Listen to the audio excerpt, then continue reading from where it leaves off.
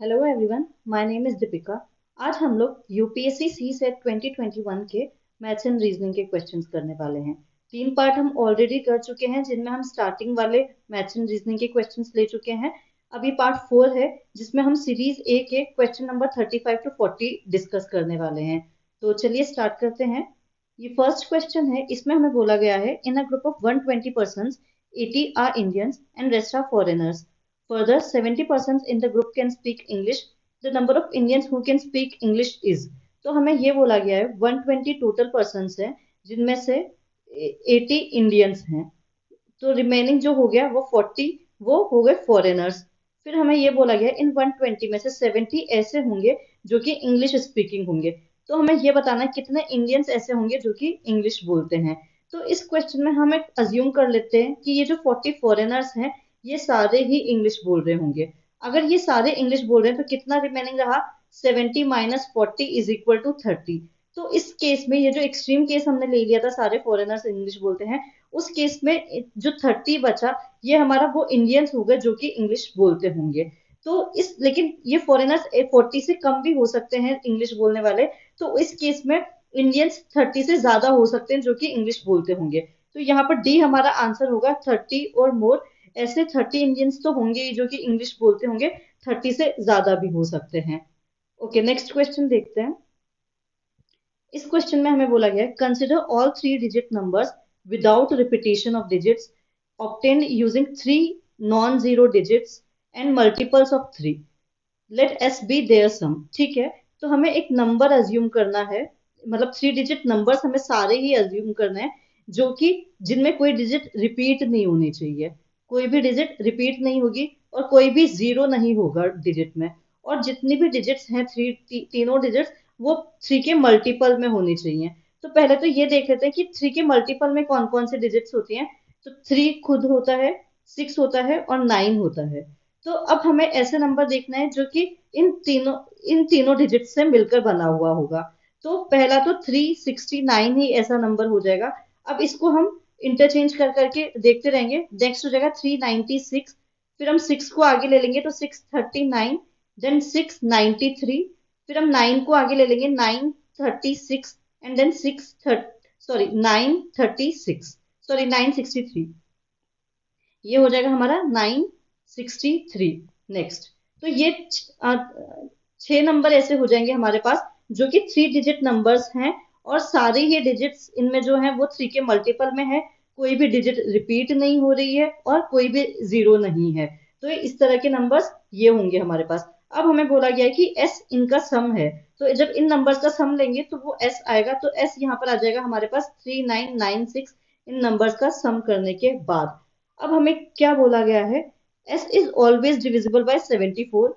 s is always divisible by 9। तो 9 से divisibility के लिए हमें क्या करना होता है कि ये जो 3996 नंबर है इसकी डिजिट्स को हम ऐड कर लेते हैं। सबको ऐड कर लेंगे तो ऐड करने के बाद हमारे पास आएगा 27। इसको भी ऐड करेंगे तो हमारे पास 9 आ जाएगा। तो अब यहाँ पर क्या है कि अब किसी भी नंबर की डिजिट्स को ऐड करने के बाद अगर हमारे पास ऐसा नंबर आ रहा है जो कि 9 का ही मल्टीपल होगा तो वो नंबर हमेशा 9 से डिविजिबल होगा। मैं वापस बोल देती हूँ। अगर कोई भी इन नंबर की जितनी भी डिजिट्स हैं उन डिजिट्स को ऐड करने के बाद हमारे पास ऐसा नंबर आ रहा है जो कि 9 के मल्टीपल में है तो वो नंबर हमेशा 9 से डिविजिबल होगा। सेम कंडीशन थ्री के लिए भी होती है। तो क्योंकि यहाँ पर 3996 में जब हमने सम किया तो हमें 27 मिला। तो ये 3996 हमेशा 9 से डिविजिबल होगा। तो टू करेक्ट है। उसके बाद हम 74 से भी इसे डिवाइड करके देख लेंगे। तो 74 से जब हम इसे डिवाइड करेंगे तो हमें मिलेगा 54। तो ये 74 से भी डिविजिबल है। तो बोथ 1 एंड 2 इसका आंसर होगा। दोनों से ही ये डिविजिबल होगा। 74 से भी डिविजिबल है और 9 से भी डिविजिबल है। ओके, नेक्स्ट क्वेश्चन देखते हैं। इस वाले क्वेश्चन में हमें बोला गया है there are two classes, class A and B, having 25 and 30 students respectively. In class A, highest score is 21 and lowest score is 17. In class B, highest score is 30 and lowest score is 22. Four students are shifted from class A to B. Then consider the following statements.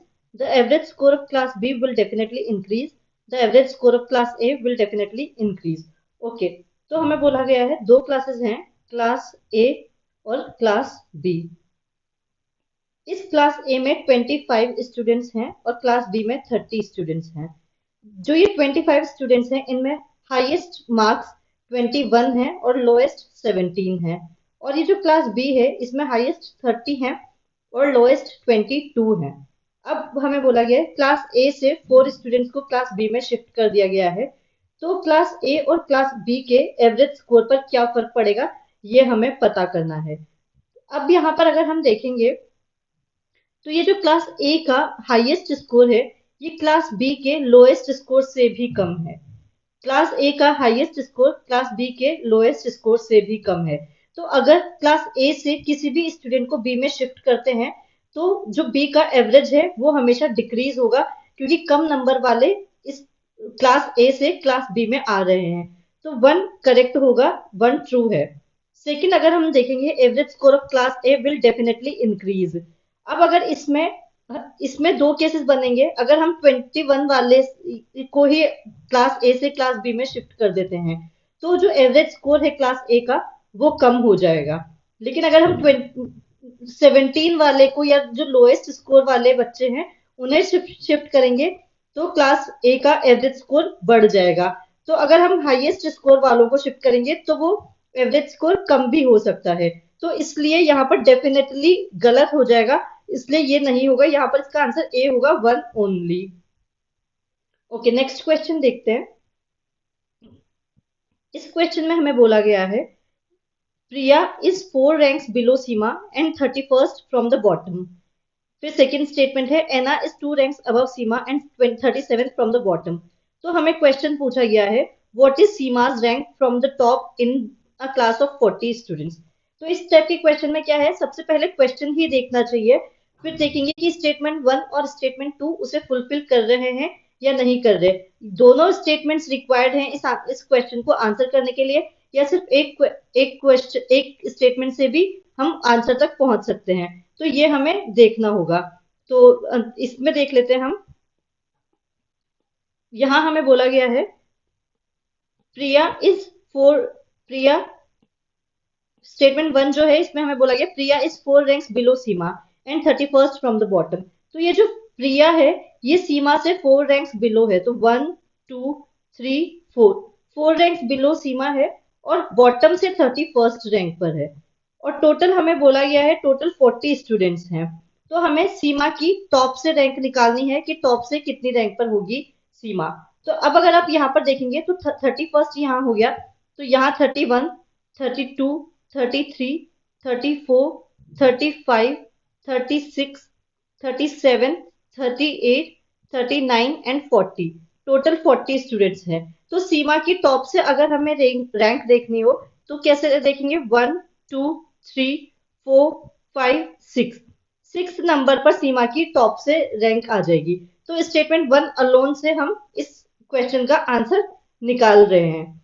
अब statement 2 भी देख लेते हैं, एना is 2 ranks above सीमा। अब ये जो एना है ये सीमा से 2 रैंक्स अबव है, तो यहाँ पर 1 है तो यहाँ 2 होगा, तो ये 2 रैंक्स अबव है एना सीमा से, और बॉटम से 37th पर है, तो ये बॉटम से 37th रैंक पर है। तो अब इसके ऊपर ही देखेंगे तो 38 39 और 40, तो ऊपर से अगर हम सीमा की रैंक देखेंगे तो किस तरह से हो जाएगा, वही 1 2 3 4 5 6। इस केस में भी सीमा की टॉप से रैंक 6 आ रही है हमारे पास, तो स्टेटमेंट 2 अलोन से भी हम ये क्वेश्चन का आंसर निकाल पा रहे हैं। तो अब ऑप्शंस देख लेते हैं। Statement 1 alone is not sufficient to answer the question, ये गलत है, स्टेटमेंट 1 अलोन सफिशिएंट थी। इसी तरह से statement 2 alone is not sufficient to answer the question, तो ये भी गलत है। फिर बोला गया इधर स्टेटमेंट 1 अलोन और statement 2 alone is sufficient to answer the question, ये ट्रू है, दोनों ही अलोन सफिशिएंट है आंसर करने के लिए।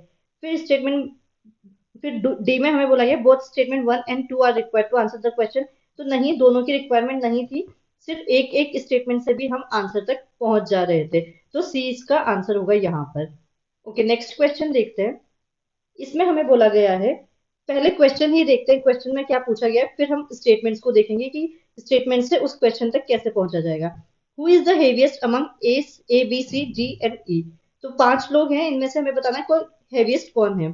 अब स्टेटमेंट 1 में बोला गया है each of A and D is heavier than B E and F but none of them is heaviest. Okay, तो हमें बोला गया है ए और डी दोनों हेवी है, ये ग्रेटर देन का मतलब है कि उनका वेट ज्यादा है बी ई और एफ से। लेकिन बोला गया कि ये दोनों ही हेवीएस्ट नहीं है, मतलब कोई और है जो इनसे भी ज्यादा हेवी है। तो स्टेटमेंट 2 में हमें क्या बोला गया है A is heavier than D but is lighter than C. तो मतलब सी ऐसा है जो ए और डी से दोनों से ही हेवी है, और बाकी बी ई और एफ तो ये स्टेटमेंट 1 में हमें बोला ही गया था कि उनसे कम वेट पर ही है। तो अब हमें जो पूछा था हु इज द हेवीएस्ट, तो यहाँ पर हम देख पा रहे हैं कि सी इज द हेवीएस्ट इन सब में, क्योंकि सी का वेट सबसे ज्यादा है, तो C is the heaviest among these people. तो दोनों स्टेटमेंट के थ्रू ही हम सी तक पहुंच पाए हैं कि सी हेवीएस्ट है। तो अब ऑप्शंस देख लेते हैं। Statement one alone is sufficient to answer the question, तो नहीं, स्टेटमेंट 1 अलोन सफिशिएंट नहीं थी। Statement 2 alone is sufficient to answer the question, तो ये भी नहीं है। Both statement 1 and 2 are required to answer the question, तो यस दोनों स्टेटमेंट्स की रिक्वायर्ड थी क्वेश्चन को आंसर करने के लिए। फिर डी में हमें बोला गया neither statement 1 alone NOR statement 2 alone is sufficient to answer the question, तो ये भी सही है कि दोनों अलोन अलोन नहीं सफिशिएंट नहीं थी आंसर करने के लिए, लेकिन दोनों को मिलाकर वो सफिशिएंट थी आंसर करने के लिए। तो सी एंड डी दो इसके आंसर होंगे, यूपीएससी ने भी दो आंसर दिए हुए हैं, तो सी एंड डी दो आंसर होंगे इसके। लेकिन अगर एग्जाम में इस तरह का क्वेश्चन आएगा जहां पर अगर आपको ऑप्शंस में डाउट हो रहा है, तो कभी भी दो ऑप्शंस को मार्क नहीं करेंगे, अगर मार्क करेंगे तो नेगेटिव मार्किंग हो जाएगी। तो हमेशा अगर इस टाइप का है तो एक ऑप्शन मार्क कर दीजिए, जो भी आपको बेस्ट लग रहा है उसे मार्क कर दीजिए, और तो अगर कोई भी आंसर होगा तो वो उस बेसिस पर इवेल्युएट हो जाएगा, लेकिन कभी भी दोनों ऑप्शंस को मार्क नहीं कर सकते हैं एग्जाम में। तो यहाँ पर सी एंड डी दोनों ऑप्शंस करेक्ट हैं। ठीक है, नेक्स्ट क्वेश्चन पर चलते हैं। ये इस वाले वीडियो का लास्ट क्वेश्चन है। इस क्वेश्चन में हमें बोला गया है in the English alphabet the first four letters are written in opposite orders and the next four letters are written in opposite order and so on. At the end, Y and Z are interchanged. Which will be the fourth letter to the right of 13th letter? Okay, तो हमें बोला गया है कि 4 letters को opposite orders में लिखते जा रहे हैं, और यही फॉलो भी करना है एंड तक। तो जैसे क्या होगा A D C D, ये फर्स्ट 4 लेटर है जिसे हमने रिवर्स ऑर्डर में लिख दिया है।